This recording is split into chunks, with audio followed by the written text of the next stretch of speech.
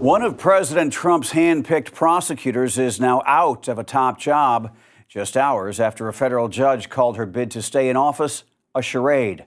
Attorney General Pam Bondi says Lindsay Halligan has left the U.S. Attorney's Office in the Eastern District of Virginia after a judge barred her from calling herself U.S. Attorney and warned she was defying a binding court order.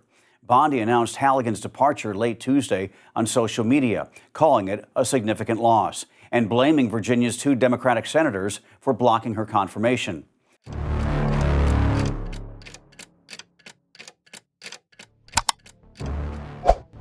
일부 사법 사건은 판결 자체보다는 국가 권력 간의 활동 범위를 재정의하는 방식으로 주목받는다.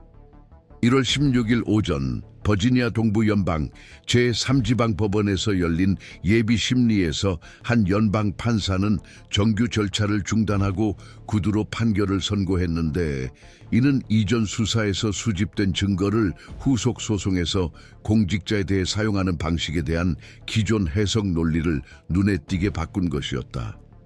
이 사건은 도널드 트럼프 대통령의 법률팀이 기관 간 협력을 통해 입수한 일련의 기록을 사전에 배제해달라는 요청을 포함하고 있었는데, 해당 문서들이 정치적 동기에 의해 오염되었다는 주장하에 다른 관할권에서 재사용될 수 없다고 주장한 것이었다.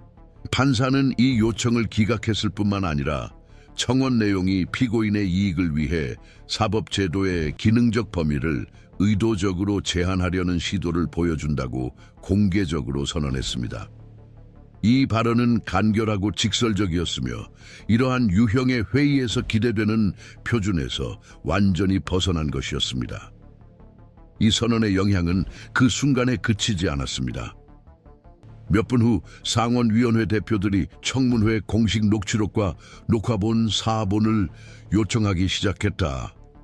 몇 시간 만에 해당 내용은 의회감독위원회 위원들의 분석 대상이 되었으며, 이들은 재판이 공식적으로 시작되기도 전에 이 사건이 은밀한 제도적 방해 시도로 볼 수 있는지 논의하기 시작했다. 다양한 편집 노선을 가진 언론 매체들이 자문한 법학자들은 판사의 발언이 법적으로 해당 사건에 한정되긴 했지만 연방사법부가 전직 국가 원수들이 주도하는 사전 방어 전략을 다루는 방식에 새로운 기준점을 제시했다고 인정했다. 판사의 발언 중 가장 많이 인용된 부분은 피고인이 진실의 어느 부분이 소송에 포함되어야 하는지 결정할 권한이 없다는 지적이었다. 이를 통해 그는 수사 자료를 다른 맥락에서 재사용하는 것이 공정성 원칙을 위반한다는 변호 측 주장을 무력화시켰다.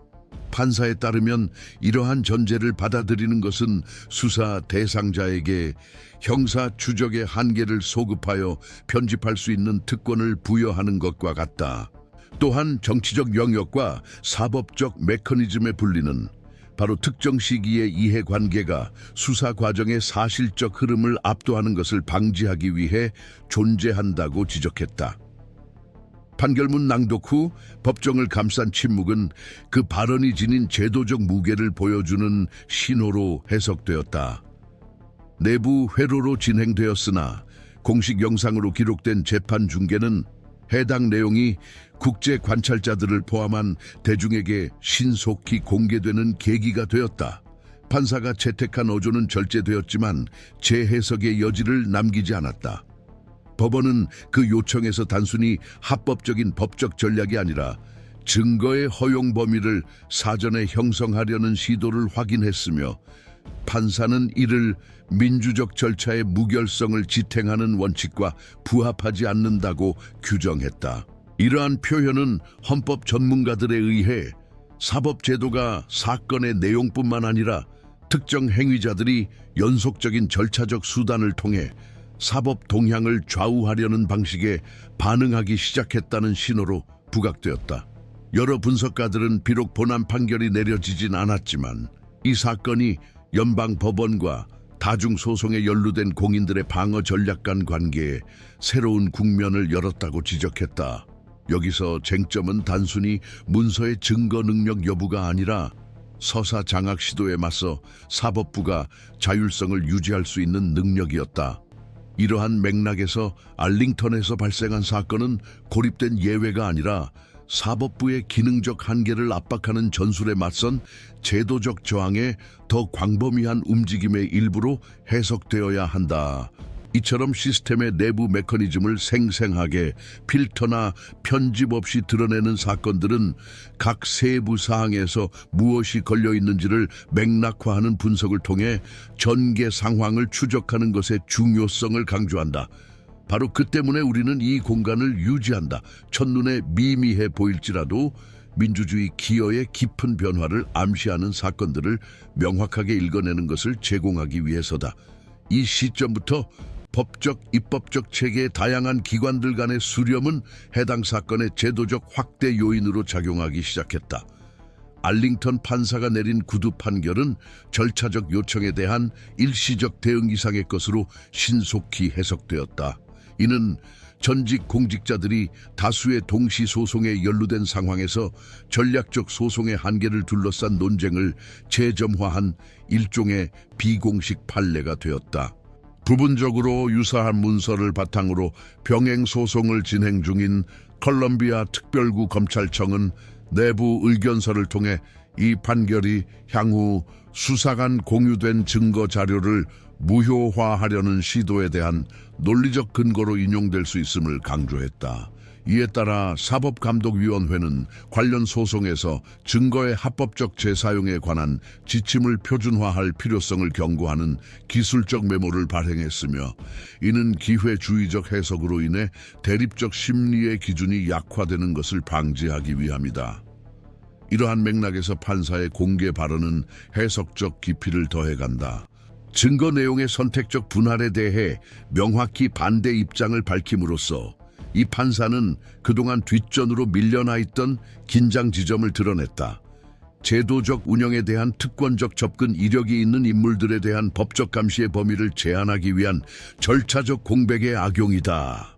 이러한 해석은 만장일치는 아니지만 법조계의 경험 많은 구성원들에 의해 지지받고 있다.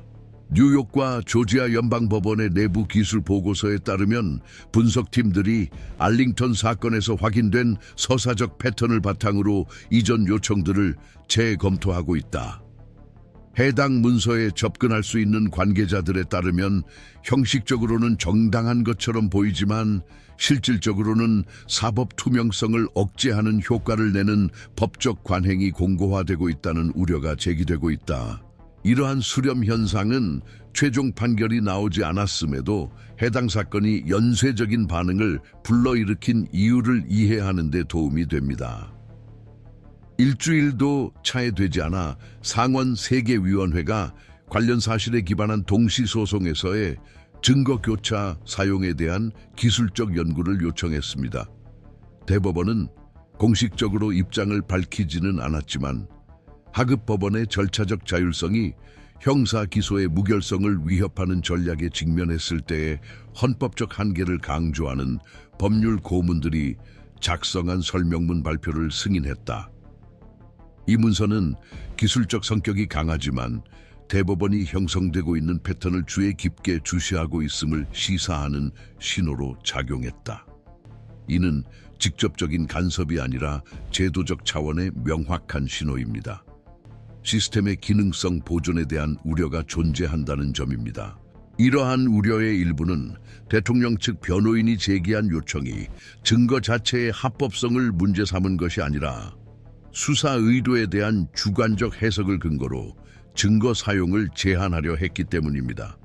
이처럼 논쟁의 초점이 객관적인 유효성 영역에서 더 유동적인 동기 영역으로 이동하는 것은 전문가들이 잘 알고 있는 위험을 내포한다. 정치적 인식에 기반한 논증에 유리하도록 기술적 기준이 약화되는 것이다. 증거 수집 과정에 이념적 편향이 있었다는 추측만으로 문서 증거를 배제할 수 있게 되면 영향력 있는 위치에 있는 피고인이 이를 반복할 수 있는 선례가 마련된다. 판사가 표준에서 벗어난 행동으로 차단하려 했던 논리가 바로 이것이다. 그 자리에서 모든 이 앞에서 자신의 입장을 밝힘으로써 그는 현재 전환점으로 논의되고 있는 경계를 설정했다. 이는 단순히 요청을 거부하는 것이 아니라 그 요청 자체가 사법부의 운영 원칙에 반한다는 점을 확인한 것이다. 이 구분이 중요한 이유는 법적 논쟁에 그동안 회피되어 온 요소를 도입했기 때문이다. 특정 방어 전략이 체계적으로 사용될 경우 체계적 효과를 초래할 수 있다는 명시적 인정이다. 배후의 해석은 유사한 논증 구조를 가진 요청이 서로 다른 법원에서 제기되더라도 조율된 반복은 하나의 패턴을 형성한다는 것이다. 그리고 패턴은 일단 식별되면 제도적 대응을 요구한다. 이러한 이유로 사건의 여파는 정치적 차원으로도 확대되었다. 서로 다른 이념적 성향의 국회의원들은 이 문제를 단순한 법적 충돌이 아닌 책임성 메커니즘의 안정성에 대한 도전으로 다루기 시작했다. 예를 들어 하원사법위원회 지도부는 다른 성숙한 민주주의 국가들이 수사 자료의 재사용 문제를 어떻게 다루는지 비교 연구를 요청했다. 명시된 목적은 사법적 결정에 간섭하는 것이 아니라 비록 법적 근거는 있으나 조직적인 방해 목적으로 활용될 수 있는 움직임에 의해 시스템이 장악되는 것을 방지하는 규제 기준을 제안하는 것이다. 논의는 아직 초기 단계이지만 이미 알링턴 사건이 발생한 법원의 경계를 넘어섰음을 보여주고 있다. 분석가들 사이에서 가장 자주 제기되는 공개적 관측은 이 사건이 제도적 체계의 일종의 방어적 반응을 촉발했다는 점이다.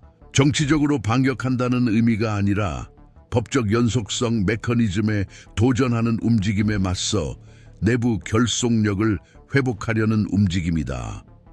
최근 항소법원에서 증거 수용 가능성에 특화된 2명의 새로운 보조 판사를 임명한 것은 배후에서 이러한 대응의 일부로 해석되었다.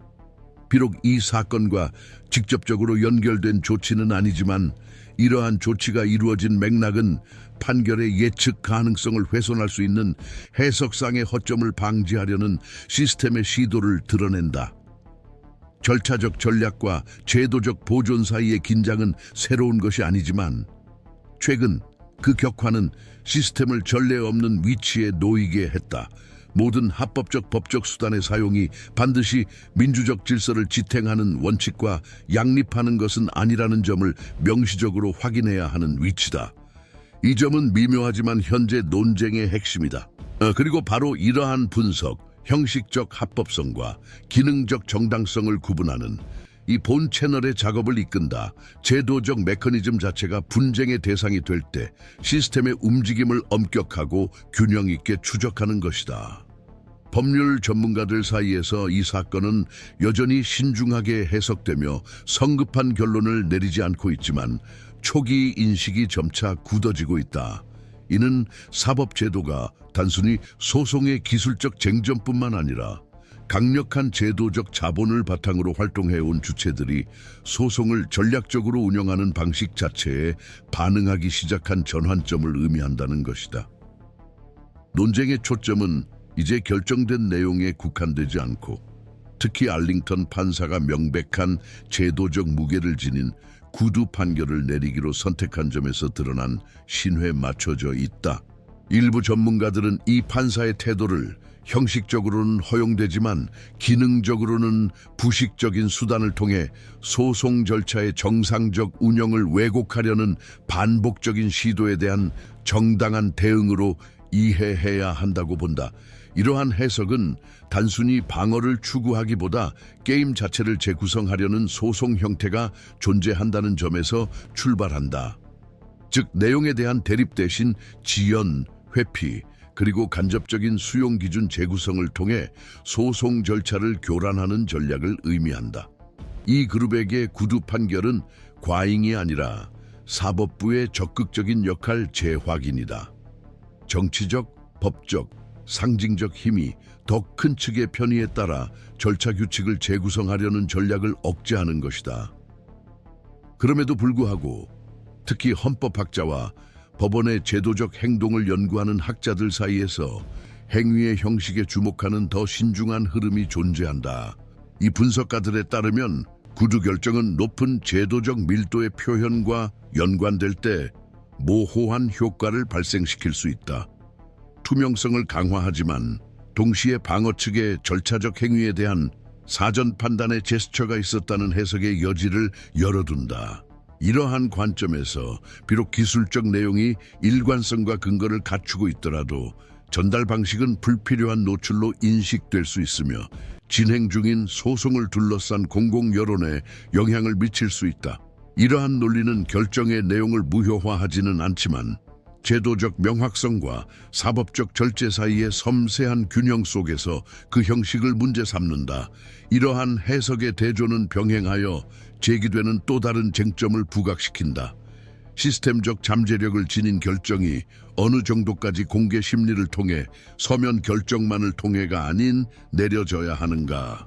일부는 예외적 상황에서 구두 심리를 활용하면 사법부가 방어적 소송 전략을 인지하고 이를 묵인하지 않음을 보여줌으로써 공공의 신뢰를 강화할 수 있다고 주장한다. 그러나 다른 이들은 이러한 유형의 공개가 특히 관련자들이 정치적 자본을 보유하고 절차적 행위를 서사적 분쟁의 도구로 전환할 수 있는 능력을 가질 때 편향된 해석의 위험을 증가시킨다고 주장한다. 이 점에 대한 합의 부재는 더 큰 문제를 드러낸다. 사법부는 전통적 절차를 긴장시키고 결정을 제도적 중립성의 한계로 밀어붙이려는 법적 전략에 직면해 여전히 자체 대응 방식을 조정 중이다. 동시에 알링턴 사건이 공식적인 판례를 생성하지 않더라도 유사한 분쟁에서 간접적인 참고 사례로 작용할 수 있다는 평가가 커지고 있다. 하급심 판사들이 이미 내부 발언에서 이 사건을 기관적 경계 신호로 언급하기 시작했다는 징후가 있다. 특히 증거의 관리 체인 보존과 주변 간섭 없이 수사 연속성을 보장할 필요성에 관한 부분에서 그러하다. 이는 동일한 형식이 재현될 것이라는 의미는 아니지만 해당 사건이 기관적 민감성의 이정표로 기록되었음을 시사한다. 공공법 전문 변호사들은 법원이 공공기관 관계자들과 관련된 변론 패턴을 초기 단계부터 더 엄격하게 검토하기 시작할 것이며 간접적인 방법으로 수사 작업을 사전에 제한하려는 시도가 있는지 파악하려 할 것이라고 주장한다. 지금까지 대법원이 관련 소송에서 증거 재사용 기준을 재검토하려는 명시적인 움직임은 없습니다. 그럼에도 법원 내부 역학에 주목하는 관측자들은 이 주제가 미묘하게 회자되고 있음을 지적합니다. 전통적으로 절차적 의제와 연관된 대법관들이 인터뷰와 기술적 메모에서 법적 연속성 원칙을 보존하는 것의 중요성을 언급하기 시작했습니다. 이러한 움직임은 미묘하지만 해당 사안이 제도적 관심 영역에 진입했음을 시사하는 경우가 많다. 대법원은 전통적으로 신중하게 행동하지만 하급심에서 새로운 소송 패턴의 불편함을 드러낼 때, 특히 전직, 연방, 행정부 권력자들이 관련된 경우 주의에 깊게 관찰하는 경향이 있다. 정치 분석가들 사이에서는 이 사건이 점점 더 고립된 사건이 아니라 구조적 어려움의 증상으로 인식되고 있다. 법률의 회색지대를 활용하는 데 능숙한 인물들이 주도하는 정교한 제도적 차단 전략에 신속히 대응하는 데 시스템이 느리다는 점이다. 이러한 해석에 따르면 갈등은 단순히 증거를 둘러싼 것이 아니라 공공 책임의 속도를 둘러싼 것이다. 증거가 완전히 제시되기 전에 이를 제한하려는 시도는 절차 설계의 역전으로 해석되며 피고인을 검증 수단에 대한 사전 통제 위치로 이동시킨다. 이 긴장에 대한 결정적인 해답은 아직 없지만 이 사건은 다른 포럼에서 다양한 형태로 재등장할 경고를 촉발했다. 상황은 여전히 미결 상태다. 판사가 이상적인 균형 안에서 행동했는지 아니면 그의 구두 발언이 과도한 노출을 구성했는지에 대한 확고한 결론은 없다.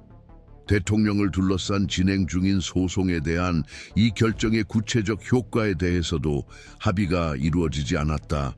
지금까지 확인된 것은 방어권과 방해 행위의 경계가 집중적인 관찰 아래 재검토되는 시점에서 제도적 복잡성이 확대되었다는 점이다.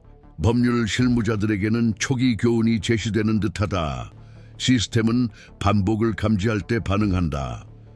그리고 제도적 운영을 지켜보는 이들에게는 단순히 내리는 결정뿐만 아니라 자신의 의식을 압박하는 전략들 앞에서 공공의 신뢰를 유지하는 능력으로 시험받는 사법부의 향후 움직임을 관찰할 수밖에 없다.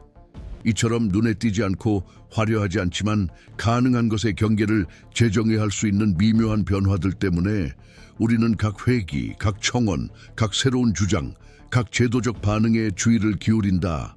이러한 상황에서는 단순히 정치적 지도자의 운명이 걸려있는 것이 아니라 제도 자체의 절차가 단순한 도구가 아닌 갈등의 핵심으로 변모할 때 시스템이 어떻게 반응하는지가 문제다.